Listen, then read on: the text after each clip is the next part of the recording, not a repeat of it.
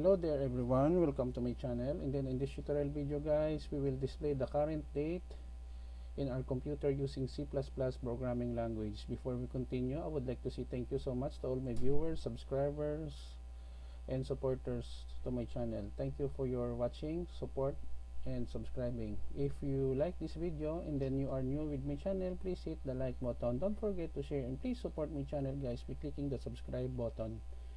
So let's get started.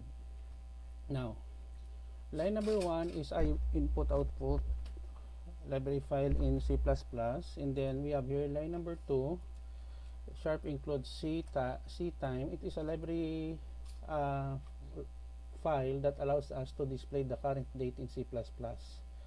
Using steady string, int main, begin, time, underscore t, we create an object here, time null, time pointer, time ptr or pointer equals local time ampersand t or pointer. Line number 12, new line. Line number 13, steady out, backslash t or horizontal tab current date in C++.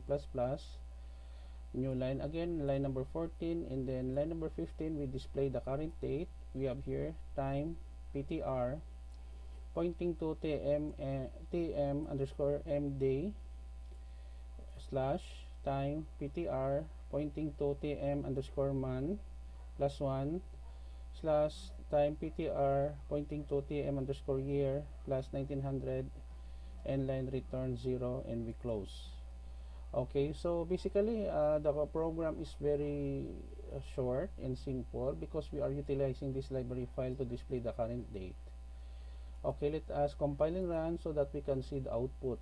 So here, current date in C++, the current date is January 11, 2022.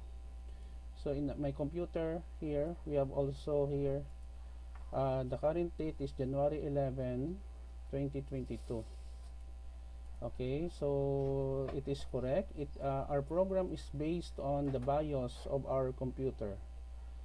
So this is the end of our tutorial video on how to display the current date in C++ programming language. Thank you so much guys for watching. If you like this video, please hit the like button. Don't forget to share and please support my channel guys if you're new by clicking the subscribe button. See you in the next tutorial video or videos in my channel. This is your friend Jake saying bye bye for now.